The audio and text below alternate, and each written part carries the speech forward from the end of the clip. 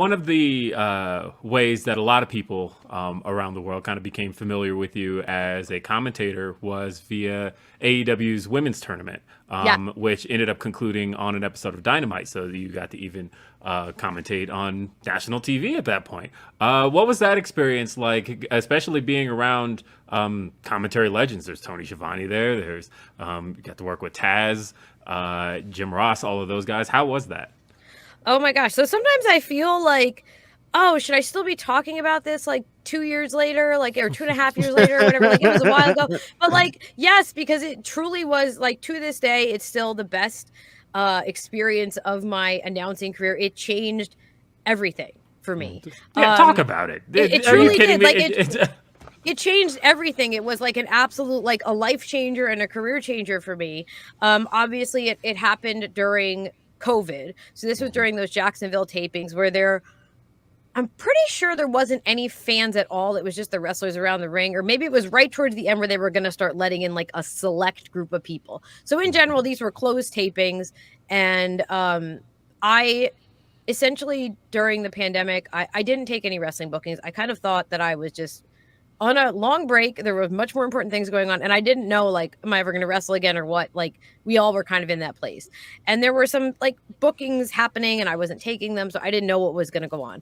And long story short, I got contacted about AEW, which was kind of surprising to me because, again, I thought, like, okay, you're just going to not be doing this for as long as the world is in chaos. And not the world is not still in chaos, but and it kind of like, there was a process involved and talking to lots of people and like kind of getting vetted for this position. And then it kind of like was established that maybe I would do commentary for this women's championship or women's tag tournament. The whole thing was set up as like a way to bring in some more. This was the early days of like Dark having independent wrestlers on it and that sort of thing. So it was like this idea to bring in some like women of independent wrestling and pair them up. A lot of them were paired up with AEW people, and they would just kind of like launch a bunch of new people, but also just be something different.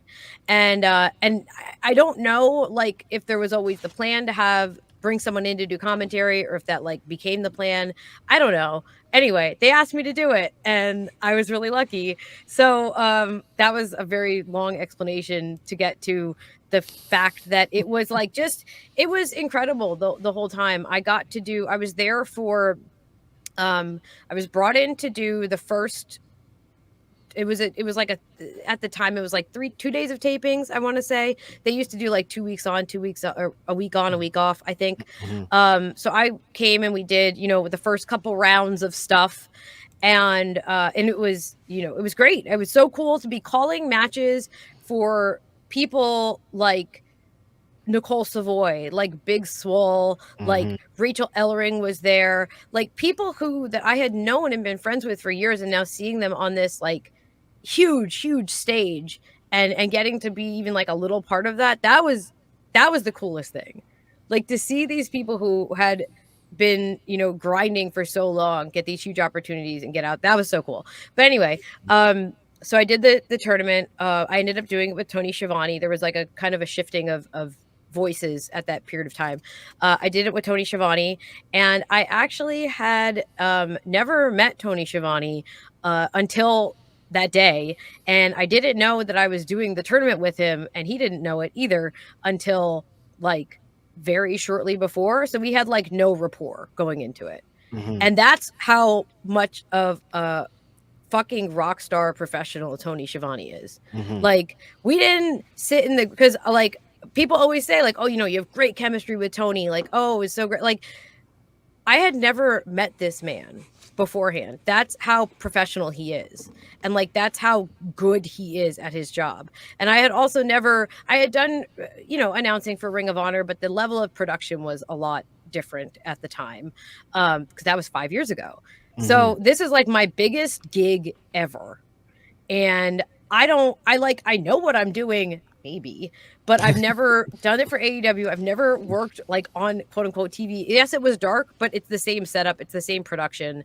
And I'm like, just don't fuck this up. Like, just like, don't be so bad that they fire you like during the broadcast. Because I have Tony Khan on my headset, and I'm like just ready to hear that like we're gonna wrap this up now. And again, that is just a testament to how good Tony Schiavone is at everything. Is that like he was able to steer this ship with someone who was like completely new to him as a person, let alone a broadcaster. And it went really well. And then I got asked to come back the next tapings, which I wasn't sure that I was going to do. Tony Khan asked me to come back the next time, and I was like, okay, like I will do literally whatever. So I came back and I got to film the semifinals, and then again the finals, like you said, were on an episode of Dynamite which was taped. And I don't know why, but it didn't like compute with me that like I would also call the finals on Dynamite. Like I was unaware of this fact until it was like they had to start getting me ready to do TV, like real TV, like sit next to Jim Ross on TV. And like I don't know, I didn't get it. Like, and then it was like, oh, this is not real. It's unfortunate that apparently I have passed away before I get to be on television, and this is some sort of like coma dream. But yeah, so I got to do that. I got to, you know, talk to Jim Ross, who was amazing and just is like has such a presence, and of course work with Taz a bit. And then I wrapped it up. I was like, okay, it went well. Everyone said it was great. It was awesome. I was super pumped, and I was like ready for it to air. It started airing, all this great feedback. And then I got another email saying, hey, can you come back to Jacksonville again? And like, I thought I was done because I did the job I had to do. And they actually had me come back to Jacksonville and film 2 more weeks of dark tapings. And that's where I got to work with Excalibur and Taz together for the first time. And like, that was a total bonus to me. That was completely unexpected. And yeah, I love Excalibur. Just, I've told him this too, just sitting next to him is just like such an education in commentary. The same with Tony Schiavone, and the same with Taz, who does a very different thing than they do, but like does it so well.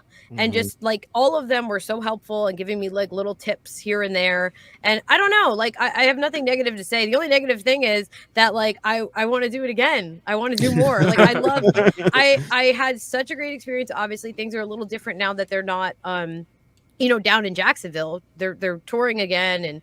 But I don't know, like obviously I would love to walk right up to Tony Khan and say, excuse me, I think I could do really good work for you, and like please. But with that not being possible, I guess my only like recourse is to just kind of keep doing what I'm doing, and hopefully like someone notices.